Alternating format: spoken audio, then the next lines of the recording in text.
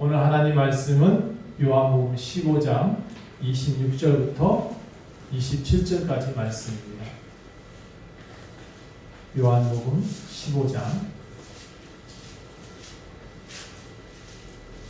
26절부터 27절까지 말씀, 신약 174페이지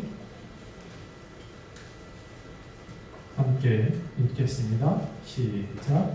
내가 아버지께로부터 너희에게 보낼 보혜사 곧 아버지께로부터 나오시는 진리의 성령이 오실 때에 그가 나를 증언하실 것이요 너희도 처음부터 나와 함께 있었으므로 증언하느니라. 아멘. 오늘 제목은 성령이 오시면 이라는 제목입니다. 성령이 오시면 어떤 일이 일어날까요? 많은 교회들이 성령 합니다. 어떤 교회들은 성령 운동이라고 표현할 정도로 성령님에 대한 강조를 많이 합니다. 그런데 성령님에 대해서 정말 잘 알고 있는지 다시 한번 묻고 싶습니다. 자, 일단 오늘 성령님에 대한 얘기를 할 거라는 것은 좀 이해하시고, 여러분, 목사 또는 목회자의 힘은요, 성도들과 함께 예배를 드리는 데서 힘이 나옵니다. 그리고 목사는 진짜 큰 에너지가 나올 때는 이 설교할 때 큰 에너지가 나와야 됩니다. 그게 정상인 것 같아요. 예수님을 믿는 사람들은 하나님과 동행할 때, 하나님과 함께 걸어갈 때 힘이 나고 능력이 되어야 됩니다.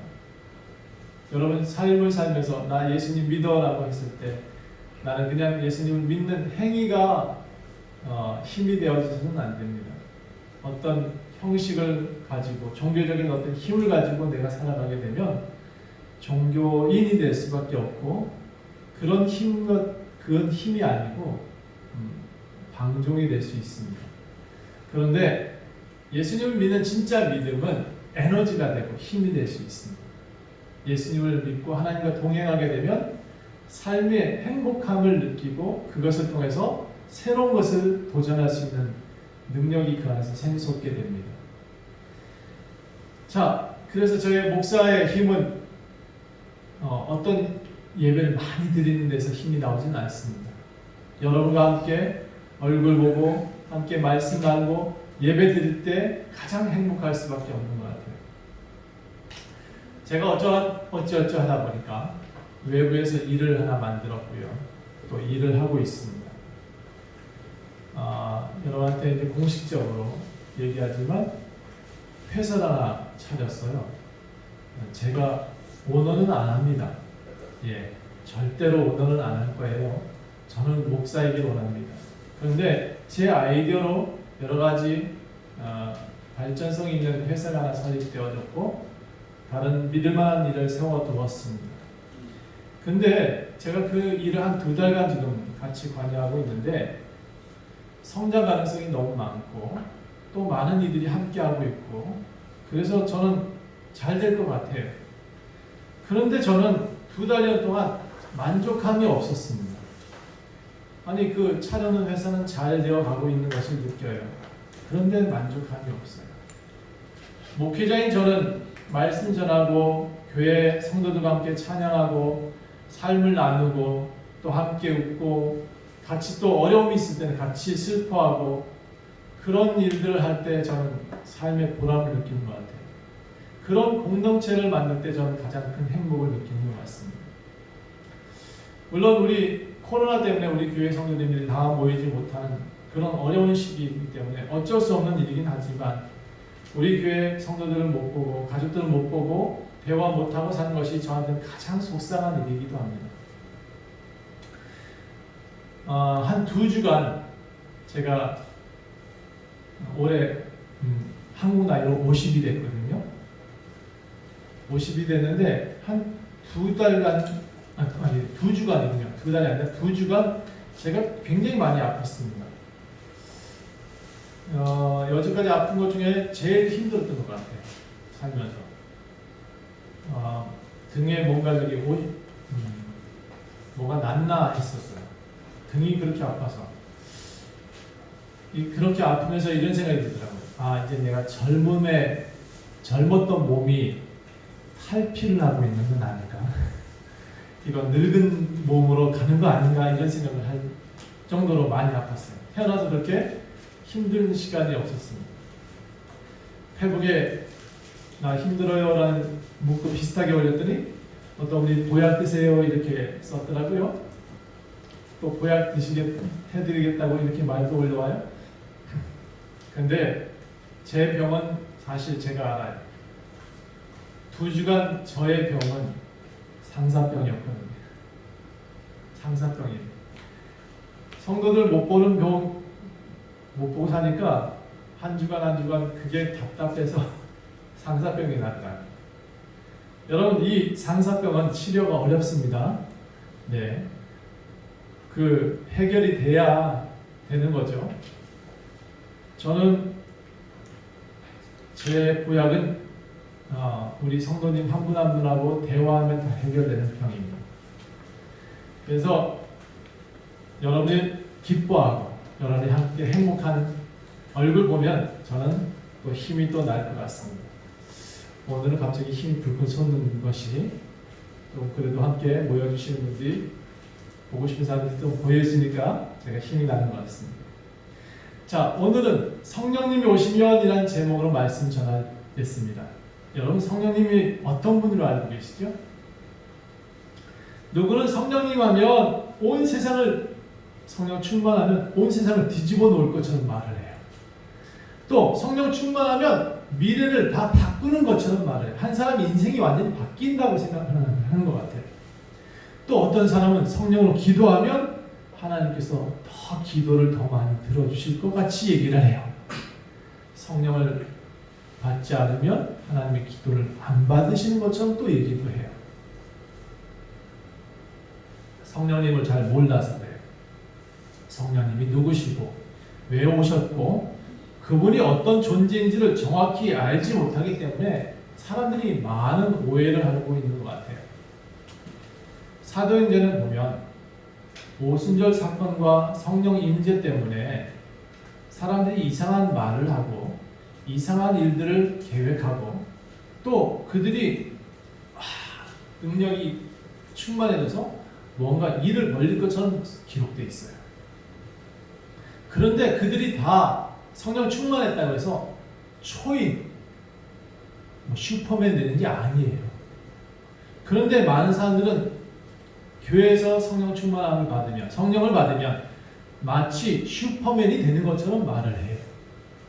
저는 그게 아니라고 생각하거든요. 저는 어릴 때 기도원을 찾았습니다. 많이 찾아다녔죠. 왜냐하면 삶이 힘겨웠기 때문에. 또 어려운 때가 많았습니다. 그래서 기도원 가자 그러니까 갔어요. 그것이 좋은 신앙인 줄 알았어요. 그리고 부교육자가 됐을 때는 주변 사람들이 다 어느 때만 되면 기도원 가자 그러니까 제가 운전을 해서라도 운전하는 사람이었으니까 운전을 해야 되기 때문에 그들을 모시고 갔어요. 그런데 기도원에 가면 아주 공통점이 있어요. 이 기도원이나 저 기도원이나. 어떤 사람은 성령 충만을 그렇게 부르짖어요. 성령 충만, 성령 충만, 성령. 어떤 사람은 격하게 막 기도를 해요. 어떤 분은 안수하면서 목사님 손을 막 얹어가면서 성령 충만, 성령 충만 외쳐요. 그 아주 비슷해요. 이 기도원이나 저 기도원이나. 참 신기해요. 그때는 제가 성령 충만함이 뭔지 몰랐어요. 오랫동안 신앙생활하면서 오랫동안 그 하나님을 성경을 읽었음에도 불구하고 성령 충만이 정말 무슨 의미인지도 잘 몰랐어요. 다 저렇게 기도하는가 보다 라고 생각을 했었어요. 그래서 따라했어요. 사실 그도 그럴 것이 어른들이 그렇게 가르쳤어요. 그렇게 배웠고. 그러니까 그게 맞는지 알았어요. 그런데 제가 많이 읽고 많이 또 묻고 하다 보니까 성령님이 누구인지 이제 좀 알게 됐어요. 알고 난 다음엔 제가 그렇게 기도 안 해요. 막 부르짖거나 사람들한테 막 성령 충만을 집어넣거나 왜 눌러 머리를. 그거 아니거든. 사람 머리 누른다고 해서 그 사람이 성령 충만함이 되는 게 아니에요. 그렇게 외쳐댄다고 해서 성령에 충만한 삶을 사는 건 아니에요. 그거 알고 난 다음엔 저는 그거 안 해요. 다시 한번 강조하지만 기독교 신앙은요, 맹신이 아니에요. 기독교는 종교가 아니에요. 삶이고 사람답게 만들고자 하나님이 말씀을 우리에게 주신 거지. 우리 아버지가 자녀한테 이렇게 살아라 라고, 이렇게 살아야 사람답게 사는 거야 라고 쓰여진 것이 성경인데, 이거를 주문책처럼, 이거는 마치 외우지 않으면 안 되는 것처럼 그렇게 배우는 것, 그 잘못된 거거든요. 아버지가 자식을 위해 쓴 글같이 느껴져야 되는데, 이거를 마치 책으로, 아니 경전으로 자꾸 받아들여요. 그러면 우리는 저기 산에 있는 어떤 절과 다를 바가 없어요. 이슬람 종교의 경전과 다를 바가 없어요. 기독교는 다름에도 불구하고 많은 사람들이 이걸 경전으로만 받아들이고 있어요. 다시 강조하지만 기독교 신앙은 맹신이 아니에요. 자유 안에서 발견된 사랑입니다. 따라해 볼까요? 자유 안에서 발견되는 사랑. 자유 안에서 발견되는 사랑. 기독교 신앙은 자유가 바탕이 되어 있어요. 그리고 그 안에서 사랑이라는 것을 배워요. 그 사랑이 바탕이고 그 사랑이 기독교예요. 그 사랑이 여러분의 끈이 되고, 그 사랑이 삶이 되고, 그 사랑이 서로를 연결하는 희망이 되어지면 가장 좋은 신앙인이 되고 가장 좋은 기독교인이 되는 거예요. 자, 성령님께서 오신 배경은 이렇습니다. 예수님께서 이제 나 간다 라고 말씀하시고 빠이빠이 선언을 하세요.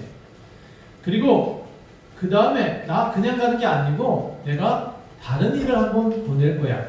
다른 이가 너희한테 오실 거야 라고 말씀하시고 그 이의 이름을 보혜사다라고 말을 해주고 계셔요. 보혜사. 그리고 예수님께서 직접 그 성령님이 오신다라고 선언을 하셔요. 보여지는 예수는 가지만 다른 이가 오신다. 너희와 함께 하시고 함께 보혜사 그가 오실 것이다 라고 말을 해요. 자, 요한복음 14장 16절부터 20절까지 보십시오. 바로 앞에 있죠? 요한복음 14장 16절부터 20절 보면 그분은 이런 분이다 라고 나와요. 16절 읽어볼까요? 자, 시작.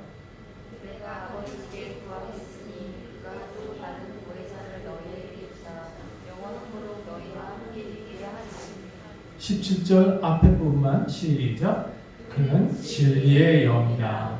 예, 항상 함께하게 하실 분, 그분을 보혜사라고 표현했고 영원토록 너희와 함께 하신다. 영원토록 함께 하실 분이 보혜사 성령님이시래요.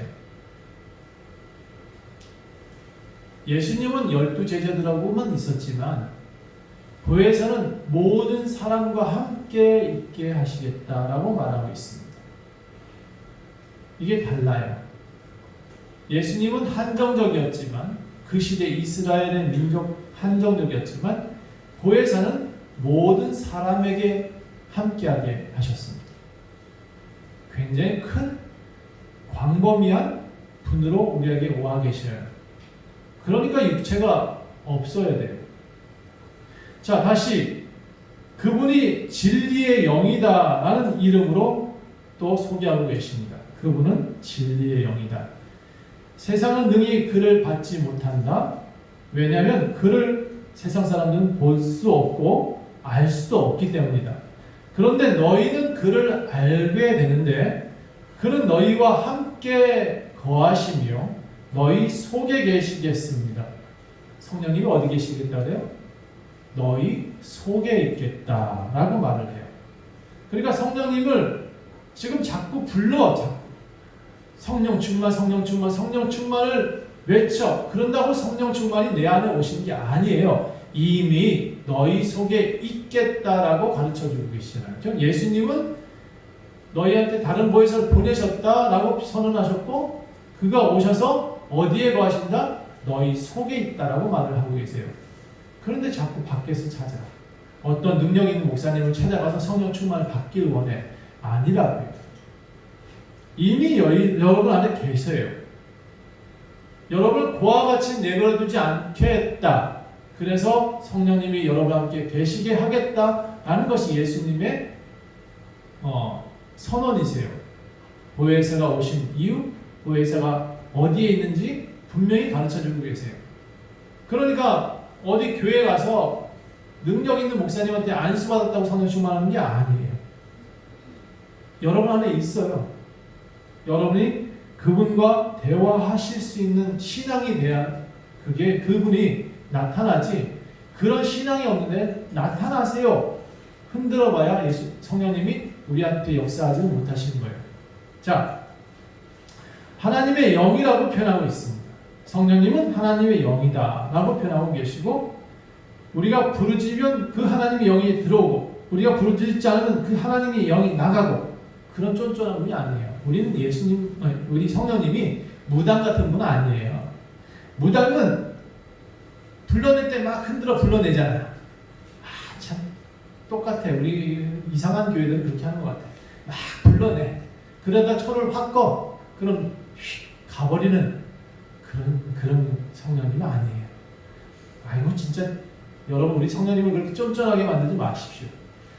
많은 사람들이 그렇게 신앙생활을 하고 있어요. 그런 진리의 영이다. 따라해 봅시다. 진리의 영. 진리의 영. 성령님은요 영적인 존재세요. 근데 진리가 붙어요. 예수님이 이렇게 말했잖아요. 내가 길이요 진리요 생명이니 나로 말미암지 않고는 아버지에게 갈 자가 없다. 예수님도 진리라는 표현을 쓰셨죠. 그렇죠? 성령님은 진리의 영이다 라고 또 가르쳐 주셔요. 예수님은 본래 하나님의 본체셨는데 이 땅에 사람 몸을 입고 오셨죠. 성령님도 본래 하나님의 본체에서 나오신 분이세요. 성령님이 새로 만들어진 신이 아니고 원래 하나님의 영이에요. 그래서 그 하나님의 영이었던 분이 요엘서에서도 너에게 영을 주신다. 새로운 산 영을 주시겠다. 이렇게 표현하고 있어요. 자, 성령님은 보이지 않아요. 아까 제가 보이지 않는 이유를 말씀드렸습니다. 예루살렘에 국한된 예수님이 아니었고 12제자들한테 국한되지 않기 위해서 보이지 않는 예수님으로 보이지 않는 영으로 우리 각 사람에게 나타나시고 각 사람에게 똑같이 12제자들한테 하셨던 일들을 성령님이 하고 계시는 겁니다. 보이지는 않는데 우리에게 내주하는 하나님의 영이다. 따라해볼까요? 내주하신다. 내주하신다. 내주 이게 한자니까 좀 이해가 안 되나? 우리 안에 있다는 얘기예요. 우리 안에 있다는. 역할은 예수님과 똑같아요. 예수님과 크게 다를 바 없어요. 하나님 것을 가지고 말을 하셨던 예수님이나 하나님과 예수님의 것을 가지고 말을 하신 예수님 성령님 똑같은 분이세요. 예수님은 이렇게 표현해요. 그날에는 내가 아버지 안에 너희가 내 안에 내가 너희 안에 있는 것을 너희가 알고 느끼게 될 것이다 라고 말하고 있어요. 성령님은 나에게만 있나요? 따라합니다. 각 사람 안에 있습니다. 성령님 각 사람 안에 있어요. 물론 믿음이 없는 사람께서는 믿음이 없는 세상 사람들에게서는 이 내주하신 성령님을 느끼지 못해요. 알지 못해요. 존재 자체를 부인하는 사람에게는 어떠한 능력도 나타나지 않아요. 좀 이해를 돕기 위해서 조금 여러분의 이해를 돕기 위해서요. 무당 같은 잡신을 믿는 사람도 자신의 믿는 그 존재를 인정해야 할 때 잔재주죠. 정치는 잔재주를 부려요. 그 잡신도 인정해야 돼. 자기가. 그래야 재주를 부릴 수 있어요. 그런데 성령님을 믿는 우리 믿음의 사람들은 그 예수님을 믿어야 돼요. 그리고 믿고 성령님을 믿을 때 그분이 역사를 하십니다. 예수님을 믿는 믿음이 있을 때 성령님의 존재가 인식되어지고 그분의 능력이 나타나고 그분의 말씀을 지키려고 노력하고 그분의 말씀 따라 살려고 노력하게 되는 것입니다. 성령님을 인정해야 돼요. 존재가 내 안에 계심을 분명히 인정할 때 그분의 영향력이 나타나게 된다는 것입니다. 자, 그리고 두 번째, 성령님이 내주하신다 하셨는데 우리 안에 오시면 도대체 무슨 일을 하실까? 요한복음 14장 26절에 이 예수님을 이렇게 서기하고 있습니다. 보혜사 곧 아버지께서 내 이름으로 보내실 성령. 보혜사인데 하나님 아버지께서 나의 이름, 예수의 이름으로 보내신다라고 되어져 있어요. 그는 너희에게 모든 것을 그 보내신 성령이 가르치고 또 너희에게 말하는 것을 생각나게 하게 하신다. 가르치고 생각나게 해주시는 분이 성령님이시래요. 요한복음 16장에서 이 얘기를 좀 더 자세하게 설명합니다. 그가 오셔서 죄에 대해서 가르치고 의에 대해서 알게 해주시고 심판에 대해서 세상을 책망하실 것이다. 그 성령님이 오시면 죄가 무엇인지 정확히 알게 된다라고 되어져 있습니다. 여러분, 죄가 뭐죠? 나 어제 남의 거 훔쳤어. 그게 죄인가요? 죄지. 사람이 보기엔 성문법적인 죄예요. 그런데 하나님 앞에서의 죄는, 이런 성문법적인 죄는 다 지었잖아요. 저 어제 율법 유턴했어. 아직까지 율법 유턴 지금 기억이 안 나는데 한번 한 적이 있어요. 옛날에. 그 죄겠네. 그렇죠? 성문법적인 죄지만 그거 가지고 하나님이 책망하지는 않아요.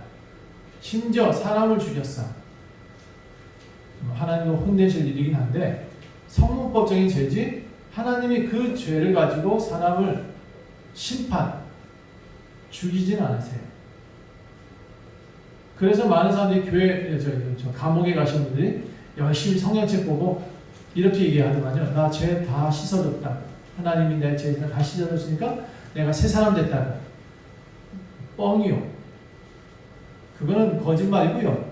진짜는 뭐냐면 내가 예수님 다시는 그 죄를 짓지 않고 살겠습니다 하는 고백이 있을 때 새 사람 되는 거예요. 그리고 그런 죄를 졌으면 성문법인 죄기를 할지라도 죄값 다 치르고 죄진 사람이 그에게 사과하고 그를 위해서 평생 헌신하고 그렇게 살아가면 죄값 치르는 거죠. 그런데 자, 성령님 밖으로 나가는 것 같습니까?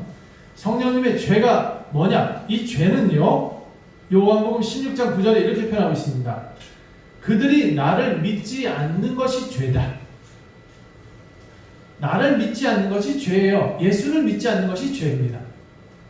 성경은 죄를 반드시 이렇게 표현하고 있습니다. 하말티아, 관역을 벗어났다. 나에게 와야 되는데 인생들이 하나님을 향해서 걸어가야 되는데 나를 벗어나서 자꾸 자기의 길을 걸어가려고 한다. 그게 죄입니다. 내 욕심 채우려고 걸어가는 것, 그게 죄입니다. 하나님을 따라서 가고 하나님을 인정하고 살아가는 것이 의예요. 그 다음 얘기가 그 얘기예요. 요한복음 16장 10절. 옳은 것은 또 뭐냐? 의가 뭐냐?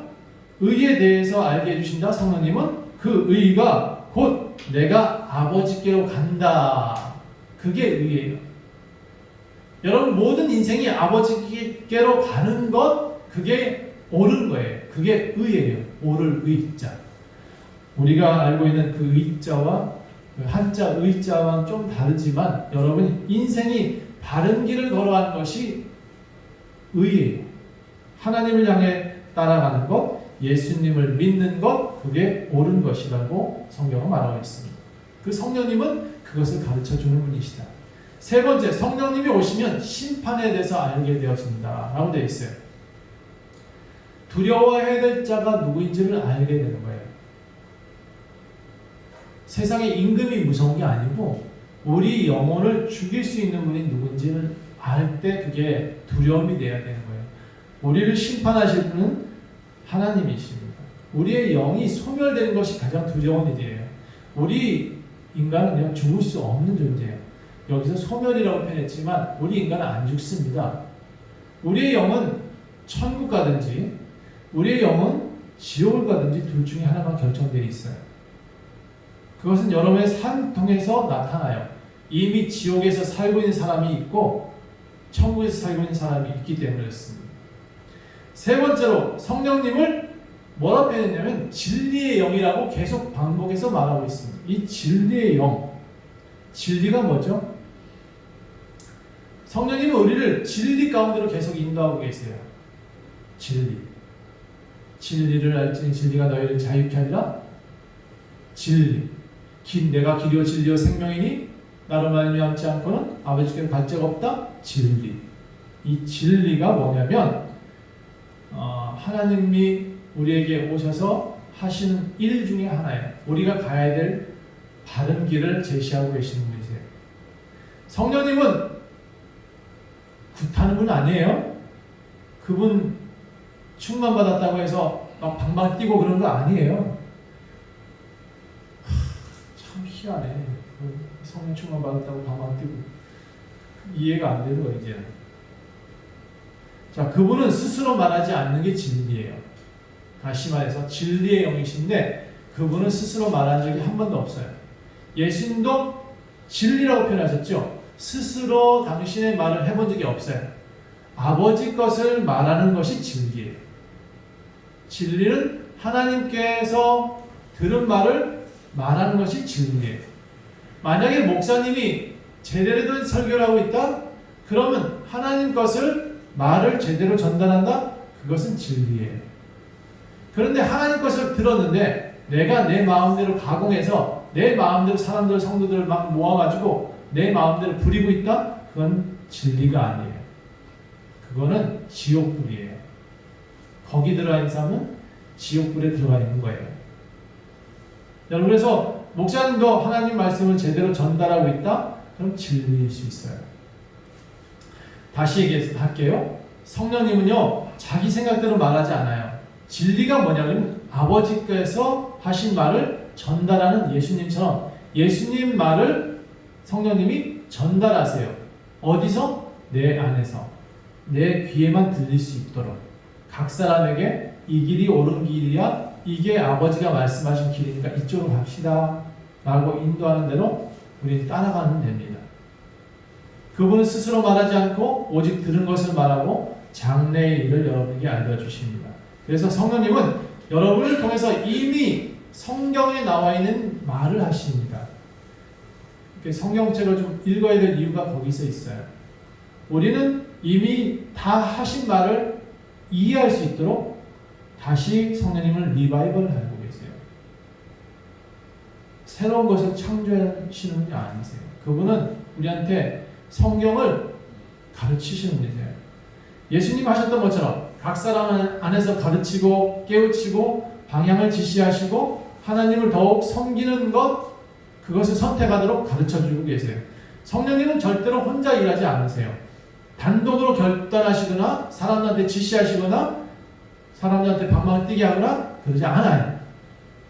이 땅에 오신 예수님도 아버지 안에서 일했고 아버지의 말을 전했고 성령님도 우리 안에 오셔서 우리의 말과 아버지의 말과 예수님이 하셨던 말을 생각나게 하고 행동하도록 계속 사람한테 생각나게 만드세요. 우리 안에서 양심이라는 것이 세상 사람한테는 양심이 그 일을 해왔는데요. 예수 믿는 사람은 갑자기 그 양심이 양심보다 더 큰 분이 우리 안에 와서 그걸 가르치고 있다고. 그리고 여러분은 존재 자체가 틀려요. 영적 존재가 아니요, 혼적 존재가 아닌 영적 존재. 성령이 여러분 안에서 역사하시기 때문에 영적인 사람이 되었고 영적 존재의 의지에 따라서 살고 있는 거예요. 자, 네 번째로 성령님이 우리에게 오시면 나타나는 현상들이 뭐냐? 착해진다? 아니요. 성령님 오시면 교회 예배를 잘 드려진다? 아니에요. 성령님 오시면 사랑만 충만해진다? 뻥이요. 성령님이 오셨다고 갑자기 도둑놈이 저 대통령 되지는 않아요. 참 희한해. 그걸 그렇게 가르쳐요. 그렇죠? 성령님이 오셨다고 빵점 맞던 애가 100점 맞아요? 말도 안 되는 얘기. 근데 왜 꼭 저기 수능 때만 되면 그렇게 기도원이 넘쳐나는지 모르겠어. 희한해. 성령님이 우리에게 나타나신 현상은 이렇습니다. 오순절 사건을 보시면 조금 성령님의 모습이 이해가 되긴 하는데 이게 오순절 사건이 전부가 아니에요. 사도행전 1장 2장에 나타나는 것이 성령님의 전부로 가르치는 분들이 많으세요. 절대 아니에요. 전부가 아니거든요. 자, 사도행전 1장 8절 보니까 성령이 임하시면 너희가 권능을 받고 예루살렘과 온 유대와 사마리아 땅 끝까지 이런 내 증인이 되리라. 다 외웠죠. 저도 많이 배웠어요. 온 유대와 사마리아 땅 끝까지 내가 증인이 돼야지 이렇게 외쳤어요. 그리고 전도해야지 이렇게 가르쳤어요. 성령님이 오신다고 해서 그렇게 하는 것이 전부의 사명이 아니에요. 사도행전 2장 보니까 오순절 기도 사건이 일어나요. 성령 충만함으로 많은 사람들이 기도를 막 하고 방언을 막 해. 그런데 그게 전부가 아니었어요. 성령님의 모습이.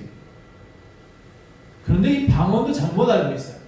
여러분 방언이 라라라라라 이게 방언이에요? 나도 맨날 하겠네. 누가 또 가르쳐주면 그거 똑같이 하라면 똑같이 하겠어. 그런데 이게 방언이 아니에요.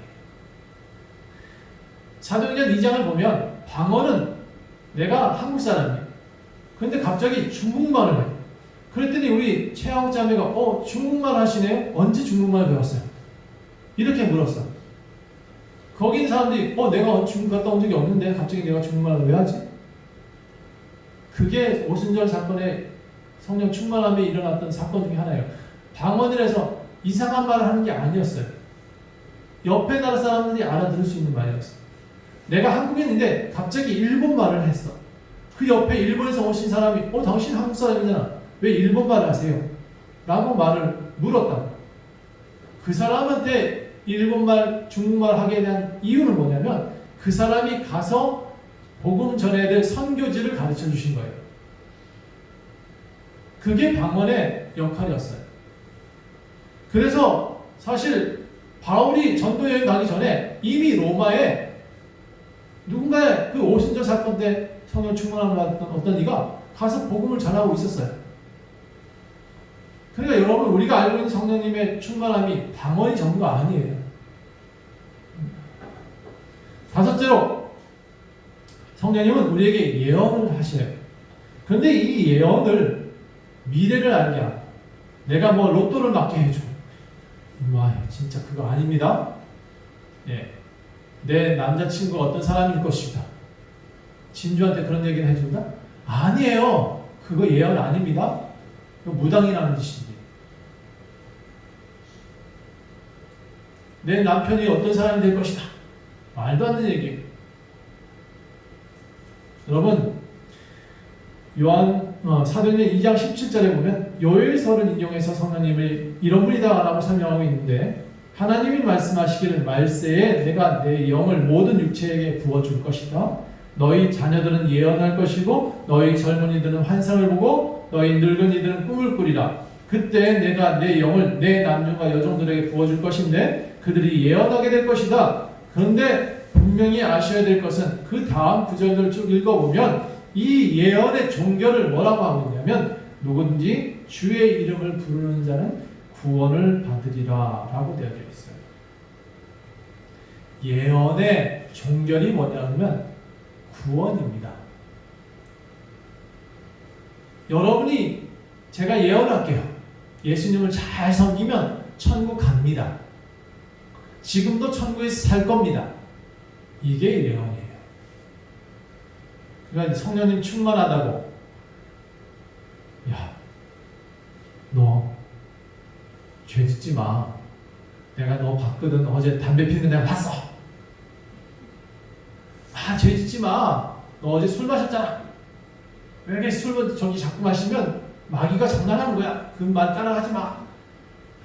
무당 노릇하는 거예요. 그건 성경에서 나온 얘기 아니에요. 예언은 뭐냐? 예수님 잘 믿으면 여러분 구원받습니다. 이게 예언이에요. 제가 신비를 싹 빼놓으니까 재미없죠? 기독교의 신비를 다 빼버리니까. 아니에요. 신비는 예수가 신비예요. 마술사가 되지 마십시오. 그 마술사 따라가지 마세요. 많은 사람들이 쭉 나와서 손 들고 넘어지고 미쳐가고 있는 그런 모습들 보고 예수님 저렇게 믿어야 되나 하고 같이 미치지 마세요. 그거는 절대로 신앙이 아니에요. 아주 단순해요. 예수님이 오셔서 하신 일은 우리를 구원하러 오셨습니다. 성령님이 오셔서 하시는 일은 우리에게 예언하실 때 무엇을 하시냐? 구원하기 위해서 오셨습니다. 다른 게 아니에요.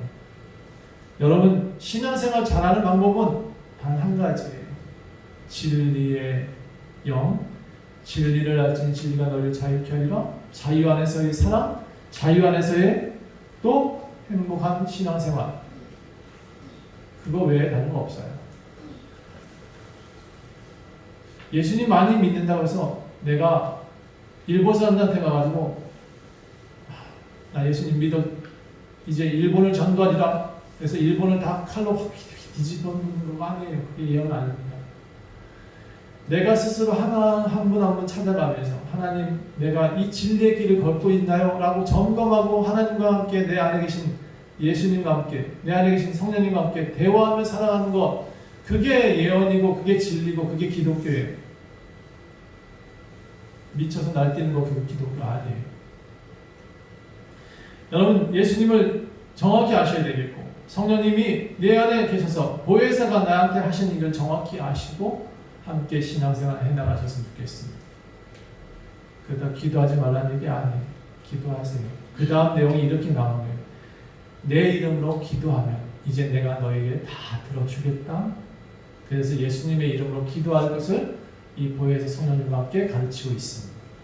여러분, 내주하시는 이 성령님과 함께 기도하면 하나님이 들으십니다. 내 뜻대로 막 구하면 하나님은 안 들으시는데 내 안에 계신 성령님과 함께 대화하고 하나님 것을 들은 것을 내가 구하면 하나님은 그 구하신 것을 이루어 주십니다. 제가 이렇게 기도했거든요. 하나님 좋은 차 타게 해주고 하나님 좋은 집 살게 해주고 하나님 나도 행복한 가정 이루게 해주고 나도 정말 훌륭한 사람 되게 해주세요. 반은 이루어졌고 반은 안 이루어졌잖아요. 그렇죠? 반은 이루어지는 것 같아요. 좋은 가정 이루는 거, 여러분 행복한 삶을 살고 있는 건 맞는데 좋은 집 살거나 좋은 차 타고 다니지는 않아요. 왜 그럴까요? 여러분, 기도하는데 제가 제 아이들의 요구사항을 다 들어주지 않습니다. 칼 달라고 그러면 저는 안 줄 거예요. 우리 큰아들이 너무 이쁘다고 페라리 사달라고 그러면 저는 안 사줄 거야. 제가 이제 곧 운전면허 따야 될 텐데 아빠 나 운전면허 땄어. 그러니까 나 그랜저 사줘. 혹시 돈 있다 그러면 똥차 사줘. 왜? 분명히 사고 칠 거거든. 여러분, 우리는 하나님의 아버지를 믿고 있는 거예요. 아버지의 사랑을 받는 자녀예요. 그 자녀가 미쳐서 날뛰기를 원하지 않으세요. 성령 충만 받았다고 미쳐 날뛰는 거 원치 않으세요. 성령은 여러분 안에 계십니다. 성령은 여러분 진리 가운데 인도하십니다. 성령은 여러분에게 가르치시고 또 행복하게 이끄십니다. 그것이 성령의 전부입니다. 기도하겠습니다. 하나님, 우리는 성령님을 너무나 이상한 존재로 만들어가고 있는 것을 회개합니다.